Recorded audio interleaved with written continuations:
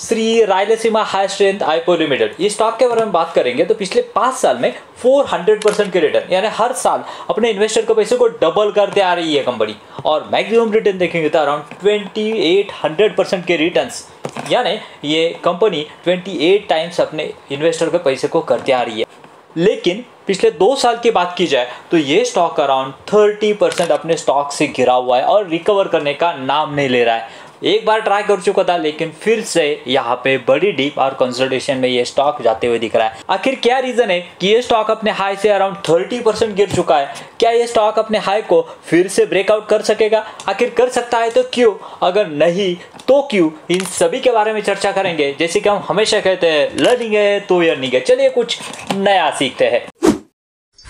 दोस्तों पहले तो इसके बिजनेस के बारे में जानना होगा कि आखिर में कौन सा बिजनेस करती है और जिससे कि यहाँ पे उसके शेयर प्राइस में यहाँ पे डिक्लाइन आ रहा है। देखिए ये 2-3 टाइप के बिजनेस करती है। पहले तो एक केमिकल सेक्टर से अराउंड 69% का रेवेन्यू आता है और यहाँ पे अगर देखें तो ये hydrochloride, stable bleaching powder, hydrogen gas and etcetera, ये जो है कंपनी यहाँ पे केमिकल जो है प्रोड्यूस करती हुई दिख रही है।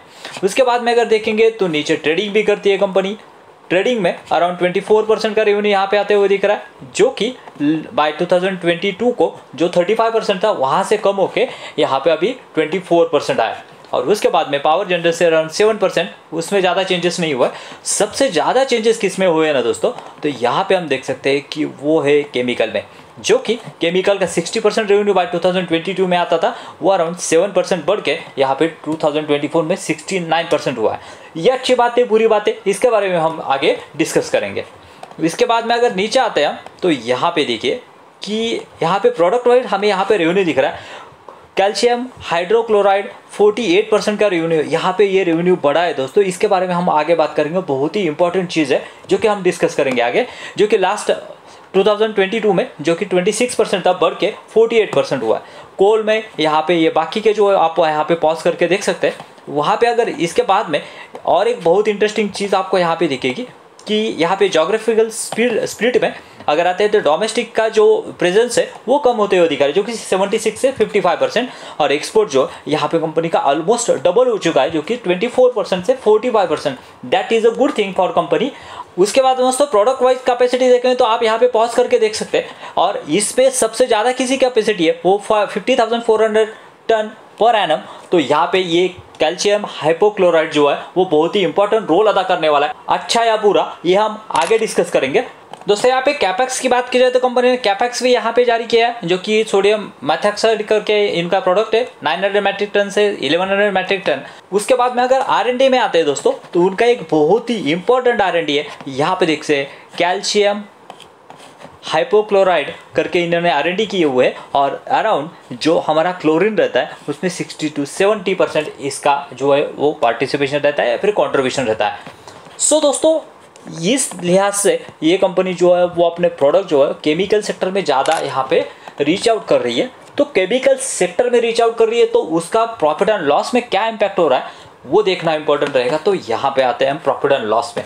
देखिए सेल्स की बात की जाए तो यहाँ तक तो कोई दिक्कत नहीं थी, बाय द मार्च 2023 तक यहाँ तक तो कोई दिक्कत नहीं थी। लेकिन अगर पिछले साल की बात की जाए तो यहाँ पे सेल्स डिक्लाइन हुआ है, और TTM में भी यहाँ पे हमें डिक्लाइन होते हुए दिख रहा है। इतना ही नहीं दोस्तों, अगर ऑब्वियसली टॉप लाइन अगर यहाँ पे डिक्लाइन हो रही है तो बॉटम लाइन भी डिक्लाइन होगी। और यहाँ पे हम देख सकते हैं कि बॉटम लाइन में यहाँ पे जहाँ पे रेवेन्यू गिरा है उसके साथ साथ यहाँ पे पैड भी गिरा है, प्रॉफिट आफ्टर टैक्स।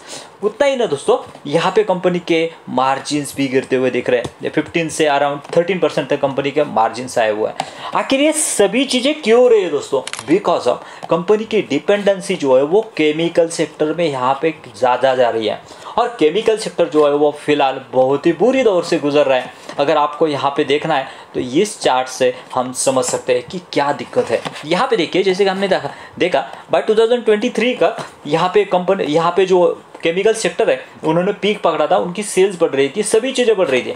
लेकिन पिछले 1 या 1.5 साल से यहाँ पे डिक्लाइन चालू हुआ है। अराउंड यहाँ पे हम समझ सकते हैं तो 20 to 25% का डिक्लाइन यहाँ पे पूरे केमिकल सेक्टर है। और यहाँ पे भी हम समझ सकते हैं कि production volume the major chemicals in India financial 2023 से 24 तक 2013 से 24 तक ये कंटिन्यूसली अपसाइड जा रहा था, यहाँ पे बहुत बड़ा डिक्लाइन है। उसी वजह से क्या हुआ है, इतना ही नहीं दोस्तों, अगर हम इसके पेयर्स की भी बात करें ना, जो भी केमिकल कंपनियां हैं उनके पेयर्स की भी बात करें तो सेम हालात आपको यहाँ पे दिखेंगे। देखिए यशो इंडस्ट्रीज जो कि इनका कंप्यूटर है, यहाँ पे भी देख सकते हैं कि इनके भी सेल्स में यहाँ पे गिरावट होती हुई दिखेगी आपको 617 से यहाँ पे, उनके पैट में भी यहाँ पे गिरावट हो रही है और मार्जिन भी यहाँ पे प्रेशर में आए हुए हैं। सेम सिनेरियो आपको यहाँ पे दीपक नाइट्रेट के बारे में दिखेगा। यहाँ पे आपका सेल्स तो वॉल्यूम बढ़ा है, लेकिन यहाँ पे अगर आता है तो बॉटम लाइन में देखिए, यहाँ पे जो बॉटम लाइन है यहाँ पे पैट जो है वो गिरा है, उसके साथ साथ इसके मार्जिन भी गिरे।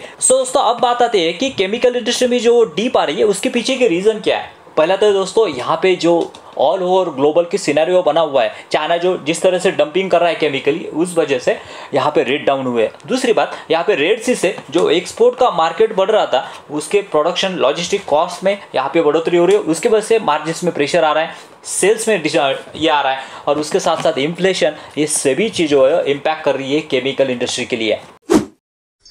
दोस्तों जैसे कि मैंने कहा था, ये प्रोडक्ट हाइपोक्लोराइड करके इनका प्रोडक्ट जो है वो बहुत ही इंपॉर्टेंट रहने वाला है इनके लिए, बिकॉज ऑफ की चेंजर होने वाला है। बिकॉज ऑफ दोस्तों ये जो प्रोडक्ट है ना, ये कहाँ पे लग रहा है दोस्तों, ब्लीचिंग पाउडर या फिर इसमें डिसैनिटाइजेशन और जो वाटर फिल्टराइजेशन के लिए जो लग रहा है ना दोस्तों, ये एक बहुत ही की इंपॉर्टेंट थीम रहने वाली है।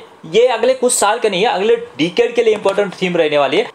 देखिए दोस्तों एक रिपोर्ट है यहाँ पे देख सकते हैं, India water treatment market size was value $1.15 billion and it will be grow the CAGR of 11.22 up to the 2022 तक, ये अराउंड 12% के CAGR से बढ़ने वाली है। यानी इसमें की ड्राइवर्स क्या होने वाले हैं, गवर्नमेंट का इसका सपोर्ट है। उसके बाद में यहाँ पे अगर देखेंगे तो जिस तरह से वाटर की जो है वो शॉर्टेज आ रही है, ये भी एक बहुत ही इंपॉर्टेंट रोल प्ले करने वाला है, यहाँ पे देख सकते हैं दोस्तों। सो ये एक की ड्राइवर होने वाला है। फिलहाल यहाँ पे मार्केट के ग्लोबल मार्केट सिनेरियो डाउन है, यहाँ पे इंडियन मार्केट केमिकल के लिए डाउन है, लेकिन ये फ्यूचर में ये प्रोडक्ट जो उनका है वो की प्लेयर होने वाला है। इतना ही नहीं दोस्तों, अगर इसके फाइनेंशियल की बात की जाए ना, तो यहाँ पे फाइनेंशियल देखिए दोस्तों, कंपनी के बैलेंस शीट के ऊपर आते हैं तो यहाँ पे देख सकते हैं कंपनी के रिजर्व जो है वो कंटिन्यूसली बढ़ रहे हैं, that is a good sign. और बोरिंग्स के बारे में बात करेंगे तो बोरिंग्स कंपनी के ऊपर कुछ भी नहीं है, ये तो 5 करोड़ की यहाँ पे दिखेगी आपको, लेकिन डीप डाइव करेंगे तो लॉन्ग टर्म में, ना कि शॉर्ट टर्म में, कुछ भी बोरिंग्स कंपनी के ऊपर नहीं है, जो कि ये कंपनी के लिए बहुत ही अच्छी साइन है। और इतना नहीं है, कंपनी कैपेक्स करने जा रही है, कंटिन्यूसली कैपेक्स कर रही है, फिर भी कोई भी बोरिंग्स नहीं है, यानी कंपनी अपने कैश को बहुत ही अच्छी तरह से यहाँ पे मैनेज कर रही है, रियली गुड साइन। उतना ही नहीं, कंपनी के पास कैश भी अच्छे है, उस तरह से कंपनी अच्छा कैश जो है वो अपने बिजनेस से जनरेट कर रही है, that is also good sign. उसके बाद में अगर इन्वेस्टिंग पैटर्न में आते हैं तो देखिए दोस्तों, यहाँ पे प्रोमोटर जो है वो अपना स्टेक अराउंड 62% तक बनाए हुए हैं। इतना ही नहीं, FIS के भी होल्डिंग या फिर एंट्री यहाँ पे दिख रही है, DIS ने भी अपना कुछ तो स्टेक यहाँ पे रखा हुआ है, और अराउंड 37% तक यहाँ पे पब्लिक जो है वो बनी हुई है। इतना ही नहीं, पब्लिक में अगर कोई एस इन्वेस्टर है देखना है क्या, तो यहाँ पे थे लेकिन वो निकल गए, शायद उन्होंने होल्डिंग जो है वो 1% से कम रही हुई, उसी वजह से वो यहाँ पे रिफ्लेक्ट नहीं हो रही है। और उसके बाद में दोस्तों अगर फंडामेंटल्स की बात की जाए तो फंडामेंटल्स जो है वो अभी ठीक ठाक दिख रहे हैं, क्योंकि यहाँ पे जिस तरह से कंपनी का सेल्स डाउन हुआ है, प्रॉफिट डाउन हुआ है, उस वजह से यहाँ पे आपको ये जो है फंडामेंटल्स थोड़े से वीक लगेंगे। मार्केट कैप 900 करोड़ का, ROC ठीक ठाक, उसके बाद में सेल्स ग्रोथ कम है लेकिन प्रॉफिट ग्रोथ अच्छी है, उसके बाद में डेप्ट बहुत ही इंप्रेसिव है, PE अभी अंडर वैल्यूड है। उसके बाद में दोस्तों चार्ट की बात की जाए तो ये स्टॉक आपको यहाँ पे मीडियन PE की बात की जाए तो देखिए मीडियन PE जो है उसका अराउंड 7.9 है और यहाँ पे वो 11 है, यानी अभी ये कंपनी अच्छे खासे फेयर वैल्यू पे यहाँ पे मिल रही है। सो दोस्तों मुझे लग रहा है कि एक प्रॉमिसिंग कंपनी अगर आपके पास है तो अच्छी कंपनी है, कंटिन्यू कर सकते हैं, क्योंकि पूरे केमिकल सेक्टर में यहाँ पे प्रेशर बना हुआ है। जब भी ये प्रेशर रिलीज होगा तो ये कंपनी रॉकेट बन सकती है। सो ज़रूर यहाँ पे और स्टडी कीजिए, और वीडियो अच्छा लगा होगा तो वीडियो को लाइक और चैनल को सब्सक्राइब करना मत भूलिए। मिलते हैं नए वीडियो में, थैंक यू वेरी मच, जय हिंद।